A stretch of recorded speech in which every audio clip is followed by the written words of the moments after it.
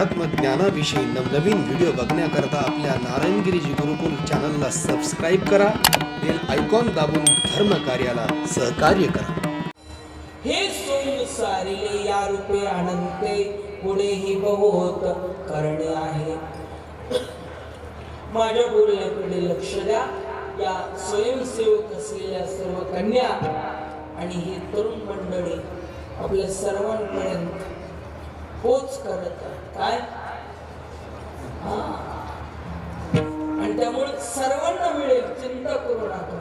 कालेचा प्रसादासारखं मला मला करू नका, सगळ्यांना ते येणारच आहे. त्यामुळे फक्त माझ्या बोलण्याकडे लक्ष द्या. कारण हा आनंद पुन्हा नाही. या आनंदाचा आपण आस्वाद घ्यायचा आहे. खूप चांगला उपक्रम आहे हा. लाड सांगलीकरांनी या धार्मिक कार्यातच एक सामाजिक बांधिलकी जोपासून हा शुभ विवाहाचा सोहळा आयोजित केला. खरोखर तुम्ही तर भाग्यवान आहातच आहात, पण हे नवविवाहित होणारं जे दाम्पत्य ते खरं भाग्यवान. कारण एवढी मंडळी पत्रिका देऊन सुद्धा कोणी येत नाही लग्नाला. उगीच सांगितलं का नाही, पत्रिका दिली होती ते म्हणतात मूळ. मूळच दिलं होतं. ते म्हणतात ते तिकडूनही मूळ होतं, इकडूनही मूळ होतं, इकडून मूळ होतं, तिकडून मूळ होतं. मग काय केलं? बसलो म्हणजे जागेला नाही, कुठं कुठं पडणार. मग काय केलं? त्यांनी सांगितलं इकडल्या मुलाला बायकोला पाठवलं, इकडं पोराला पाठवलं, इकडं पोरीला पाठवलं, इकडं नाही.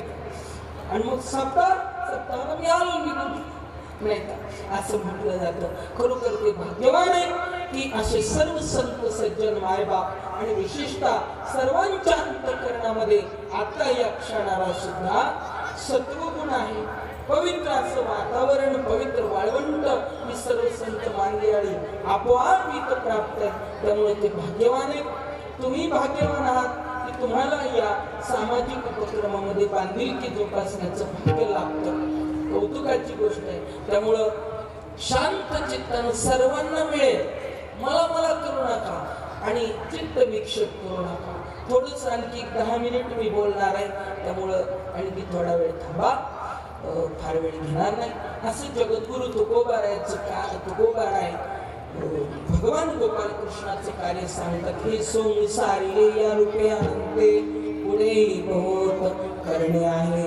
असं कार्य भगवंताला पुढे खूप करायचं नाही का, आणखी भरपूर मोठं कार्य आहे वगैरे वगैरे. तर हे सगळं कार्य करत असताना तुकोबारांना प्रश्न केला, महाराज असा तुमचा भगवान वेळोवेळी अवतार घेऊन कार्य करतो, पण हे कार्य कशासाठी करतो? त्याचं उत्तर शेवट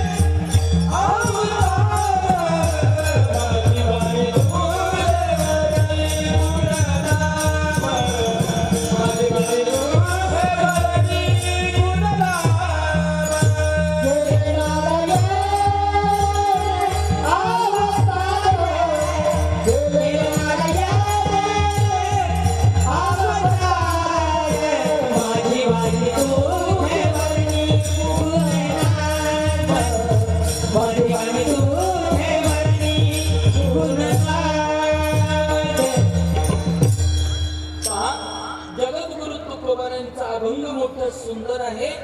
तुकोबारांच्या पहिल्या चरणापासून शेवटपर्यंत विचार करा.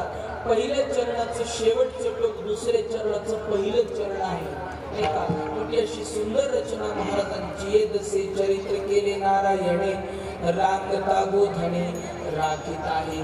तर राखीत आहे यामधलं हे पद तेच पुढे दुसऱ्या चरणात वापरलं. हे सोंग सारिले या रूपे आनंदे पुढेही बहुत करणे आहे.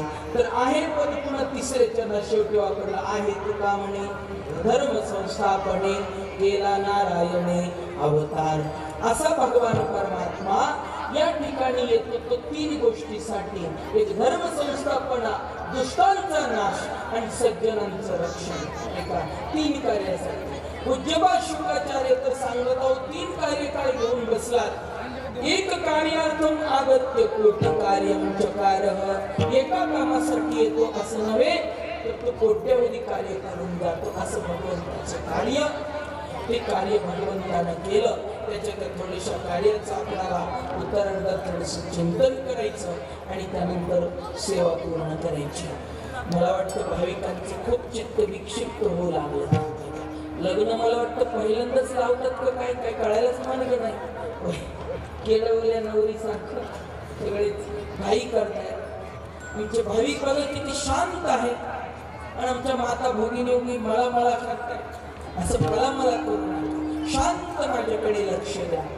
झाला आणखी 10 मिनिट फक्त संपला विषय. सर्व भाविकांना एकदा विनंती मोठ्या प्रेमाने, सर्वजण वर हात करा, वर शेवटपर्यंत पहा, छान. आणि सर्वांनी मोठ्या प्रेमाने भजन करायचं. विठोबा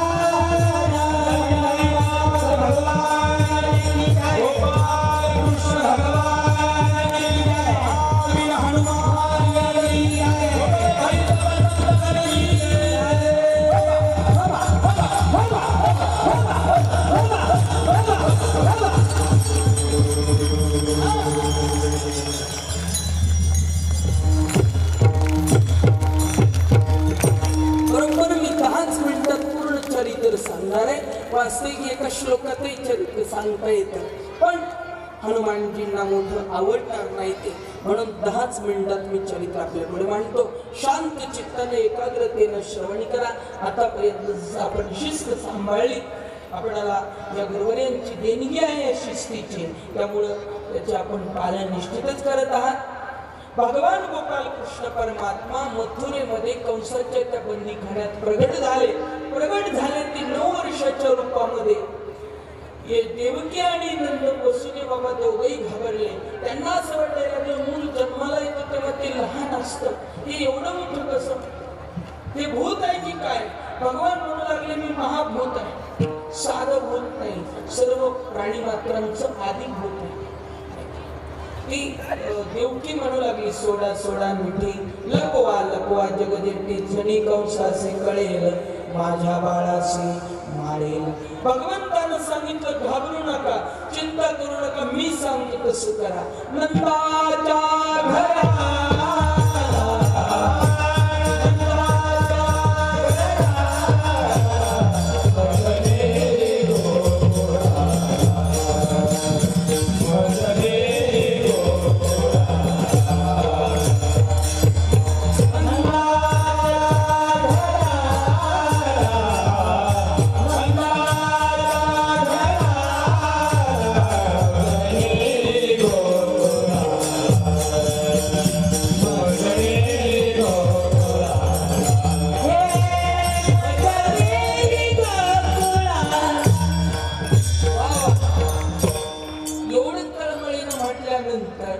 वसुदेवानं उचललं ना भगवंताला, ठेवलं टोपलीमध्ये आणि चालवलं. असं हे गोकुळ इकडे आणि इकडे मथुरा आणि मध्ये ही यमुना माता. डोक्यावर भगवंताला घेतल्याबरोबर चमत्कार असा झाला, आपोआप बेड्या तुटती शृंखळा, बंधाच्या अरगळा कुलूप कोंडे. भगवंताला डोक्यावर घेतल्याबरोबर कुलूप कोंडे शृंखळा सगळं काही तुटून पडलं आपोआप. दारात मोठमोठे रक्षक होते, आगळबंब शरीराचे भाले बंदूक वगैरे घेऊन बसलेले. पण ते भगवंताच्या मायेनं मोहित झाले, घोरायला लागले, सगळे घोरायला लागले. भगवंतानं त्याच्या समोरून पुढे गेलं. भगवान बाहेर पडले. बाहेर असा माहोल होता सुंदर. आकाशामध्ये मेघ दाटून आलेले, विजा चमकत होत्या. पाऊस असा मंद मंद पडे. पाऊस शिरी छाया करे शेष. शेषानं अशी सावली धरलेली होती आणि निघाले. असं गोकुळातून बाहेर निघाल्यानंतर यमुना माई पुढे अशी भरून वाहत होती काठोकाठ. भगवंताला डोक्यावर घेऊन नंद बाबा आपले वसुदेव बाबा निघाले. त्या यमुनेच्या पात्रामध्ये गळ्यावर इतकं पाणी होतं. त्यांना असं वाटायला लागलं, आता मी मरणार, माझं मुलंही मरणार. मग त्या ठिकाणी त्यांनी असं वर उचलायला चालू केलं त्या काठीला आणि ते स्वतःही असं पंजावर चालायला लागले, कारण मुलाला काही ओढ नाही. पण पाणी असं यांच्याही तोंडात जाऊ लागलं. घाबरले, आता मी मरणार आणि माझं बाळही मरणार, आता काही खरं नाही. देवा रक्षण कर. भगवान परमात्मा डोक्यावरच होता. तो म्हणतो, देव डोक्यावर आणि माझं म्हातार मला वरवरच उचलायले. आणि पुन्हा देवाला प्रार्थना करते. मग भगवंतानं नकळत पाय असा बाहेर काढला आणि यमुनेला दर्शन दिलं. आजी पिटले माझे कोडे, जन्मोजन्मीचे साखरे, गोंगाटले पुढे परब्रह्म सावळे. आनंद झाला. यमुना माई ओसरली. वसुदेव बाबांना त्या गोकुळामध्ये जाऊन यशोदेच्या समोर ते मूल ठेवलं आणि मूल ठेवून तिथली मुलगी उचलली. ती माया होती. तिला डोक्यावर घेतल्याबरोबर ती ओरडायला लागली, रडायला लागली. तिचा आवाज ऐकून रक्षक जागे झाले.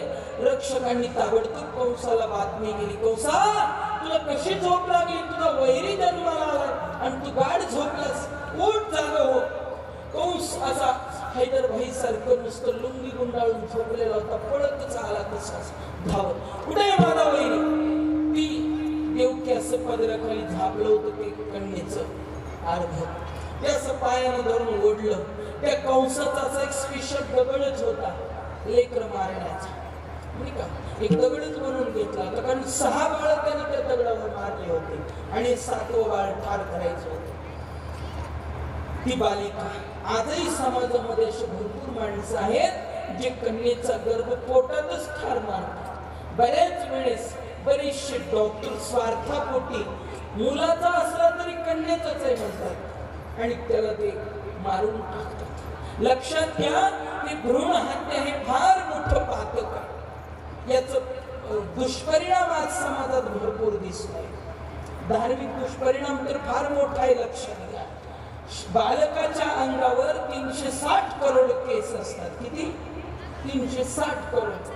जर शंका असेल तर उद्या मोजून घ्या, काही हरकत. आणि मग जर असं गर्भातच मूल ठार मारलं तर धर्मशास्त्र सांगतं त्या मुलाच्या अंगावर जेवढे केस आहे 360 करोड वर्ष नरकामध्ये त्याला पाठवलं जातं. कुठे पाठवलं जातं? नरकामध्ये. अशी वस्तुस्थिती हे धर्मशास्त्र सांगतं. आणि समाजातले दुष्परिणाम बघा, आज मुलांचं प्रमाण खूप वाढले, त्याच्या तुलनेत मुलींचं प्रमाण खूप कमी आहे.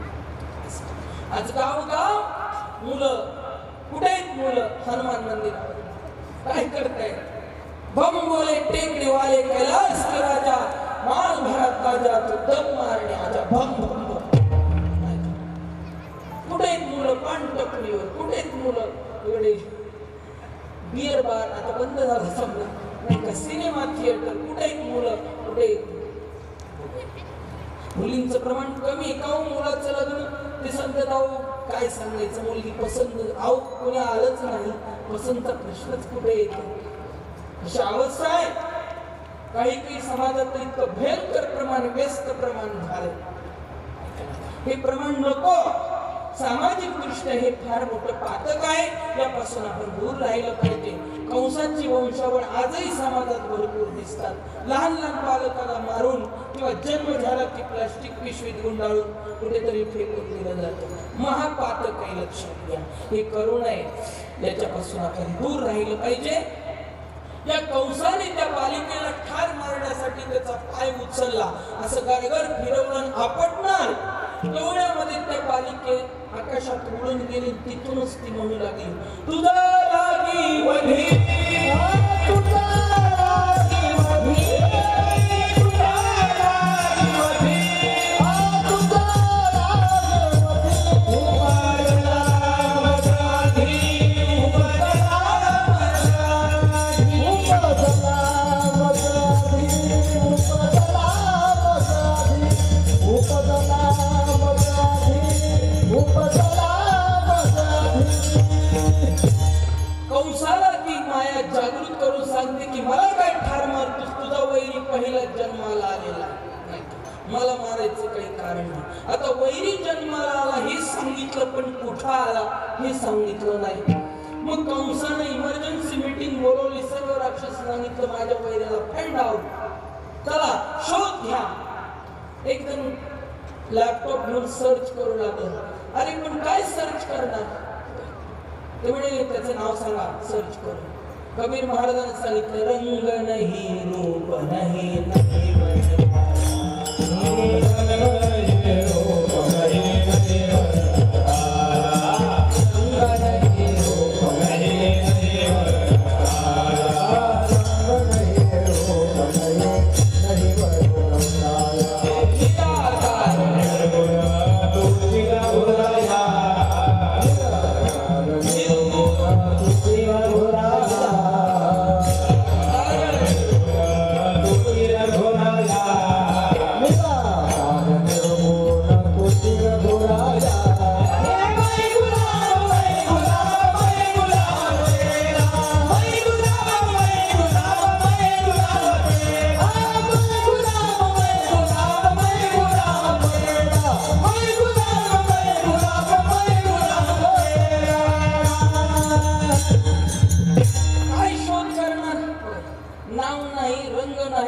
नाही गुगल सर्व दाखवतं, पण याचं काय दाखवणार आहे, काहीच दाखवणार नाही.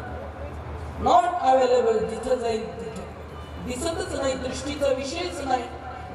शास्त्र तर सांगत बसे मला वेळ नाही, असा भगवान परमात्मा तो कुठंच सापडला नाही. मग शेवटी इकडे भगवान परमात्म्याचा नामकरण संस्कार संपन्न झाला. गोकुळीच्या सुखा अंत पार नाही लेखा, बाळकृष्ण नंदाकरी आनंदल्या नरनारी. गुडिया तोरणे करीती कथा गाती गाणे, तुका म्हणे छंदे म्हणे मोहिनी गोविंदे. असा आनंद त्या गोकुळात झाला. जिकडे तिकडे गोपाला गोपाला,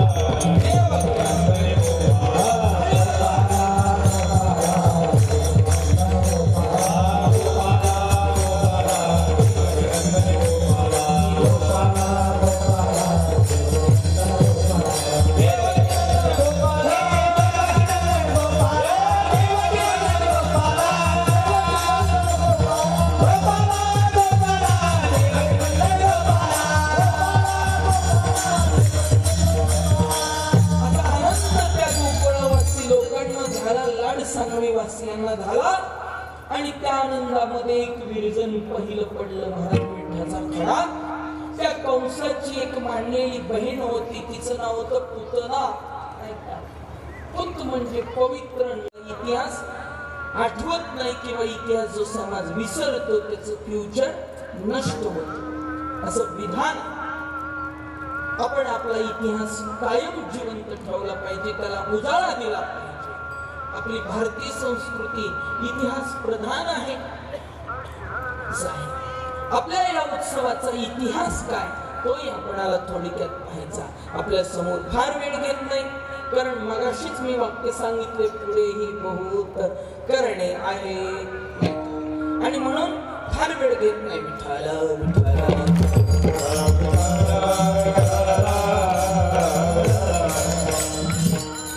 वैकुंठवासी गुरुनाम गुरु सद्गुरु जोग महाराज वारकरी शिक्षण संस्था आळंदी यांचे मुख्य 4 शिष्य.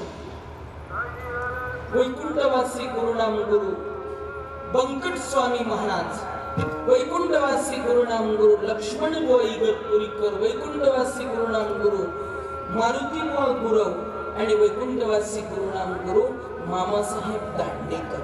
हे चतुष्टय या चतुष्टयाच्याच परंपरेतले वैकुंठवासी गुरुनाम गुरु बंकट स्वामी महाराज, त्यांच्या परंपरेतले बाबा बंकट स्वामींचे पट्ट शिष्य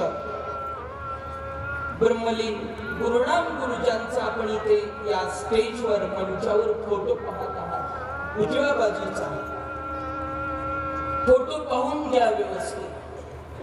त्यांच्या डोळ्याचं परीक्षण करा. ते प्रज्ञाचक्षु होते.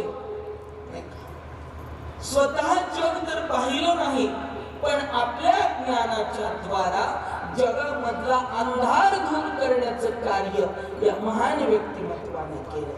ज्या ज्या परिसरात गेले तो परिसर त्यातलं आपलं एक गाव. असे संत श्रेष्ठ गुरुनाम गुरु ब्रह्मलीन माणिकबाबा सिद्दीकर बंकट स्वामींचे शिष्य. पूर्ण हा औरंगाबाद परिसर, बीड जिल्हा, जालना जिल्हा, आमच्या तिकडे लातूर जिल्ह्यात सुद्धा, उस्मानाबाद जिल्हा यांचं कार्य शिष्य मंडळ प्रचंड प्रमाणात आहे. माणिकबाबांचं कार्य माहित नाही किंवा माणिकबाबा माहित असं जुन्यातली पिढी सापडणार नाही. प्रत्येकाला माणिकबाबांचं तत्वज्ञान माहित होतं, प्रज्ञाचक्षु होते, पण सर्व जगाला ज्ञान प्रदान केलं. त्यांच्या विविध गावांच्या वास्तव्यानं पवित्र झालेल्या गावांपैकी एक गाव म्हणजे आपलं श्री क्षेत्र लाडसांगवी. आपण हा इतिहास विसरता कामा नये. इतिहास विसरूच नाही, कोणी असो. आणि या माणिकबाबांच्याच परंपरेत त्यांच्या बाजूला डाव्या बाजूला एक फोटो आहे. ते ब्रह्मलीन गुरुवर्य शास्त्री महाराज, तेही त्याच परंपरेतले वारकरी संप्रदायाच्या सद्गुरु जोग महाराजांच्या परंपरेतले बाबांचे शिष्यच. या दोन महान संत विभूतीनं या ठिकाणी येऊन हा उत्सव सुरू केला, संपन्न केला. त्या काळामध्ये या गावातली जी जुनी ज्ञानवृद्ध, तपोवृद्ध, गुणवृद्ध, जाणकार मंडळी जी होती, त्या मंडळीनं यांना मोठ्या प्रेमानं आपल्या गावामध्ये बोलवलं, सप्ताह करून घेतला. विशेष पद्धत सांगतो. आज सप्ताहाचं स्वरूप पूर्ण बदललंय. तो जुना काळ वेगळा होता. 8 दिवस एकच महाराज, एक गाव एक महाराज. 8 दिवस त्यांचंच कीर्तन, त्यांचंच हरिपाठ, त्यांचाच जागर, त्यांचाच काकडा, बस दुसरा विषय नाही. आता तसं नाही. आज ती कीर्तनाच्या वेळेपर्यंत अगदी 9 वाजून 10 मिनिट झाले तरी कुठपर्यंत महाराज आले, आ रहे हैं चालू असतं. औरंगाबादला आले, करमाडला आले, पुढे अलीकडे कोणतं गाव आहे ते पिंपळ, हा या गावामध्ये आले. पुन्हा ते पिंपळ कुंडा नाही का, या गावात आले. परत पुन्हा इथे पुढे हनुमान मंदिराजवळ आले. वास्तविक ते औरंगाबाद मध्ये भाविक आपले विचारे. जुना काळही तसाच, आज जरी प्रगत झाला असलं तरी तशीच ती प्रत्येक येणार, कीर्तन करणार, निघून जाणार. पण जुन्या काळात तसं नव्हतं. 8 दिवस एकच महाराज. आज असं इतकं वैकुल्य आहे एका सर्व भाविकांच्या भाग्यानं की दगड काढला की महाराज निघतो. काय काढल्यानंतर असा दगड काढला की खाली काय निघतो, काढू नका, तुला त्रास होईल तुम्हाला. लक्षात घ्या, इतकं वैपुल्य झालंय महाराष्ट्रात, इतकी विपुलता. गायनाचार्य, मृदंगाचार्य, तुमचे महाराज मंडळी, ही जी आज इतकी विपुलता दिसते, ही सर्व कृपा कोणाची आहे? सद्गुरु गुरुनाम गुरु जोग महाराजांची. लक्षात घ्या. विठ्ठल